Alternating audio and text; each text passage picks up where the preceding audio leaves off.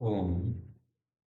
कल चर्चा हो रही थी ऋग्वेद के पहले मंडल पहले सूक्त दूसरे मंत्र की। इसमें थोड़ा सा हमें संशय आया था। देखो, यही अर्थ इस मंत्र का निरुक्तकार ने भी किया है कि प्राकृत जन अर्थात अज्ञानी लोगों ने जो प्रसिद्ध भौतिक अग्निपात बनाने आदि कार्यों में लिया है, वह इस मंत्र में नहीं लेना, किंतु सबका प्रकाश करने हारा परमेश्वर और सब विद्याओं का हेतु जिसका नाम विद्युत है, वही भौतिक अग्नि यहाँ अग्नि शब्द से लिया है।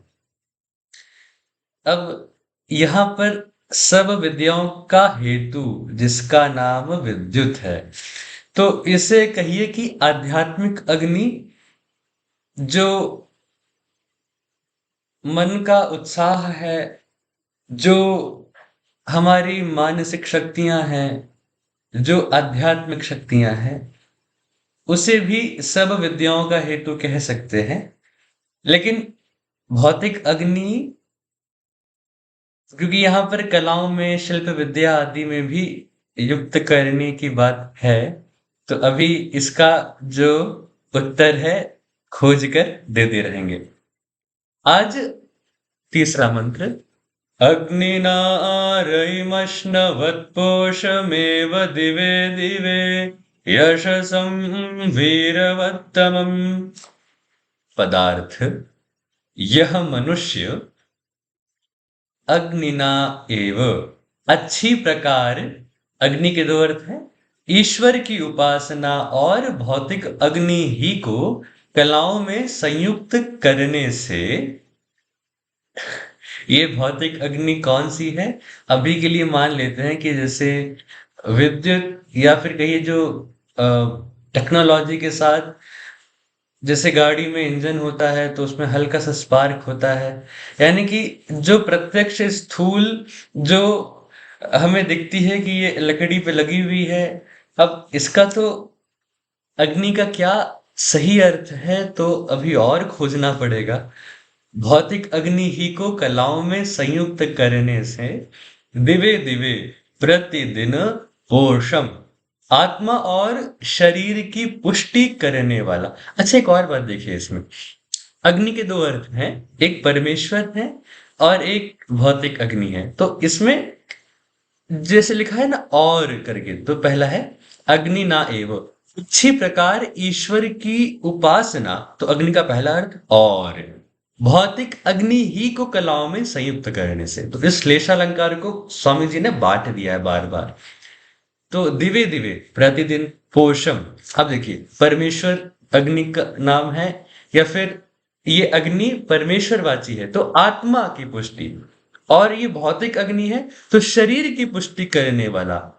यश सम, जो उत्तम कीर्ति का बढ़ाने वाला। आप बहुत बड़े परमेश्वर के भक्त हैं, आप बहुत बड़े परमेश्वर की शरण में रहकर अच्छे आचरण धर्म में युक्त हैं, तो भी आपकी कीर्ति बढ़ती है।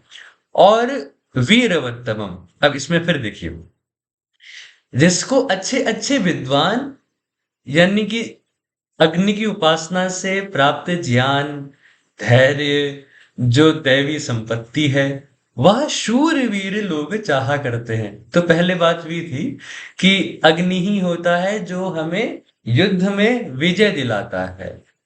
तो यहाँ पर शूरवीर लोग चाहा करते हैं, जो वीर युद्ध आदि लड़ते हैं।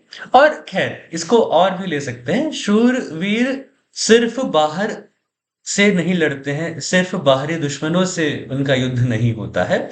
अपने आंतरिक, हमारी कमजोरियां, हमारा प्रमाद, इन सब से भी युद्ध होता है। हमारे अज्ञान, अविद्या, कुसंस्कार, दोषों से भी हमारा युद्ध होता है।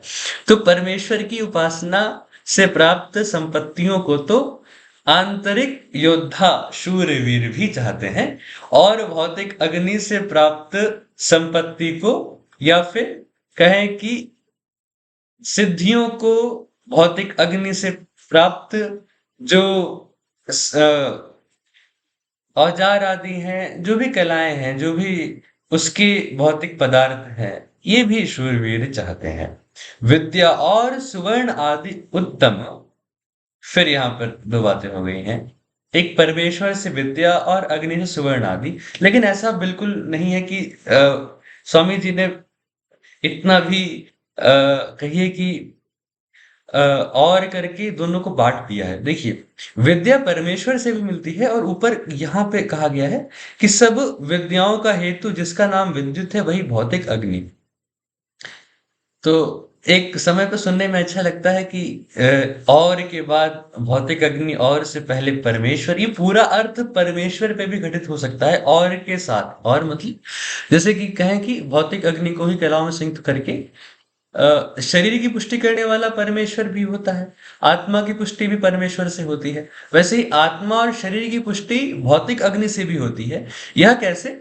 स्वामी जी ने जो एक बुद्धिमान मनुष्य की परिकल्पना की है, जो सांसारिक पदार्थों संसाधनों से आध्यात्मिक उन्नति को साध लेता है। यानी कि संसार की सभी वस्तुओं का त्याग पूर्वक उपयोग, उपभोग, उससे धर्म, अर्थ, काम और अंत में मोक्ष की सिद्धि। तो इस तरह आत्मा का भी विकास भौतिक अग्नि जो है ये भी कर सकती है, जो उत्तम कीर्ति का बढ़ाने वाला, जिसे अच्छे अच्छे विद्वान और शूरवीर लोग चाहा करते हैं। विद्वान लोग परमेश्वर और विद्वान लोग भौतिक अग्नि, वैसे ही शूरवीर लोग परमेश्वर और शूरवीर लोग भौतिक अग्नि को चाहा करते हैं। रहीम, विद्या और सुवर्ण आदि उत्तम उस धन को सुगमता से प्राप्त होता है। विद्या परमेश्वर से भी मिलती है, सुवर्ण आदि परमेश्वर से मिलते हैं। विद्या उस भौतिक अग्नि से भी मिलती है और सुवर्ण आदि उस भौतिक अग्नि से भी मिलते हैं। भावार्थ, इस मंत्र में श्लेषालंकार से दो अर्थों का ग्रहण है। ईश्वर की आज्ञा में रहने तथा शिल्प विद्या संबंधी कार्यों की सिद्धि के लिए भौतिक अग्नि को सिद्ध करने वाले मनुष्यों को अक्षय, अर्थात जिसका कभी नाश नहीं होता, सो धन प्राप्त होता है। फिर एक बात यहां देखिए, भौतिक अग्नि, अब कहिए कि भौतिक अग्नि को सिद्ध करने से अक्षय अ, फल कैसे प्राप्त होता है? जैसे कि शिल्प विद्या, उदाहरण के लिए गाड़ी चला रहे हैं, तो गाड़ी क्या अक्षय है? क्या कहिए कि गाड़ी चल रही है तो क्या गाड़ी अक्षय है, वो पदार्थ अक्षय है? ऐसा तो नहीं है। लेकिन हाँ, एक बात जरूर है, एक बार वो विद्या प्राप्त हो जाती है, जो अग्नि से टेक्नोलॉजी हमने बना ली है, तो हम जल्दी से पीछे नहीं मुड़ते हैं, आगे उन्नति ही होती चली जाती है। एक तरह से वो अक्षय धन है। हो सकता है एक गाड़ी अक्षय ना हो, लेकिन उस फॉर्मूले से इतनी सारी गाड़ियां बन गई हैं, वो एक तरह से अक्षय है। गाड़ियां बढ़ती ही जा रही हैं, ये अक्षय है। और उससे अच्छी बन जाएंगी, वो भी अक्षय है। और परमेश्वर से जो ज्ञान प्राप्त होता है, जो आंतरिक बल प्राप्त होता है, ये भी अक्षय है। एक बार एक कहावत है, एक स्थूल तौर पे, एक किताब पढ़ने के बाद आपका जीवन वापस से उस तरह नहीं रहता जैसा किताब पढ़ने से पहले रहा था। बिल्कुल वैसे ही जब आप परमेश्वर के साथ तदात्म हो जाते हैं, तब भी आपका जीवन वैसा नहीं रह जाता जैसा उससे पहले था। जब आप परमेश्वर की अनुभूति प्राप्त कर लेते हैं, तब आपका जीवन वैसा नहीं रहता जैसा पहले था। वैसे ही जब हम परमेश्वर से आत्म बल प्राप्त कर लेते हैं, जब हमारी देखने का जो हमारी नजर है, हमारा दृष्टिकोण है, एक बार बदल जाता है तो बदल जाता है।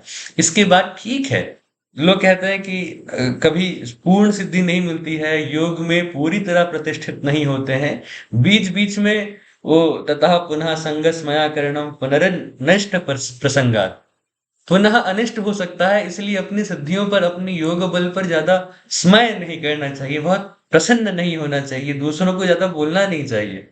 क्यों? पुनः अनिष्ट हो सकता है। यानी कि आप वापस से उस शिखर से गिर जाते हैं, और एक बार गिरे तो पूरे गिरते हैं, बीच में कोई सीढ़ी नहीं होती है। यानी कि जैसे एक सीधे पहाड़ की चढ़ाई होती है, या तो खाई है या शिखर है या फिर बीच का रास्ता है। लेकिन गिरे तो सीधे खाई है, ऊपर जा रहे हैं तब बीच का रास्ता है।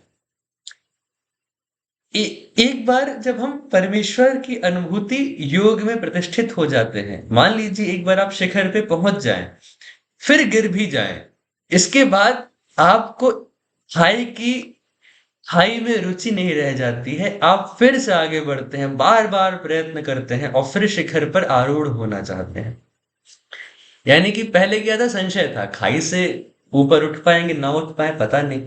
एक बार ऐसा हो जाता है कि आप शिखर पे आ जाते हैं, संभव लगता है, तो बस वो अक्षय आपको जो फल मिला है वो आपका आत्मबल, उत्साह और प्रेरणा है। और ये तो खैर मैं जितना बोल रहा हूँ वो सब बहुत कम है। ये मंत्र का जो अर्थ है, ये जितना आप विचार करेंगे उतना गहन होता चला जाएगा। ये तो खैर अर्थ को सुगम करने के लिए मैं अपने लिए उदाहरण ले रहा हूँ।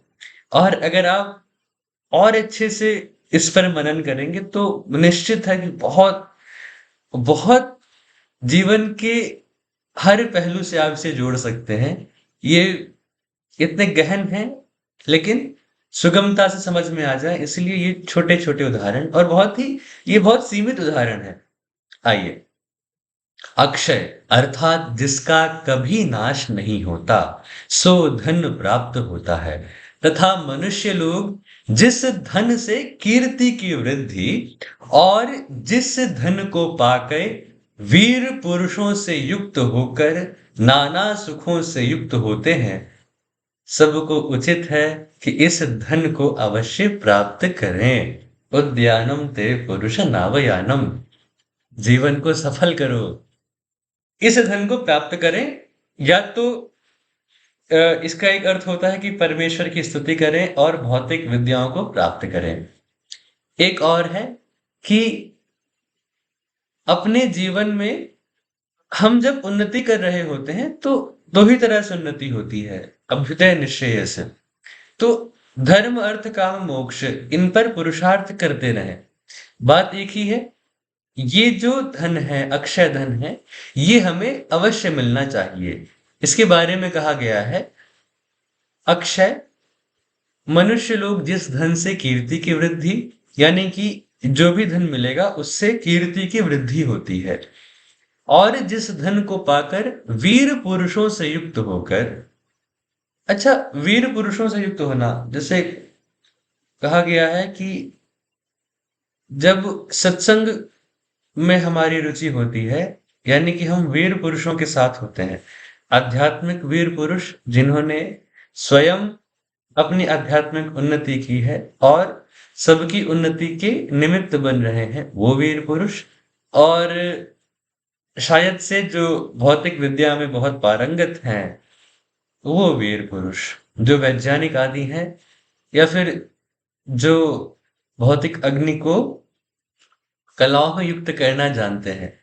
जब हम उन लोगों से मिलते हैं तो नाना सुखों से युक्त होते हैं। तो इस धन को अवश्य प्राप्त करें। ओम।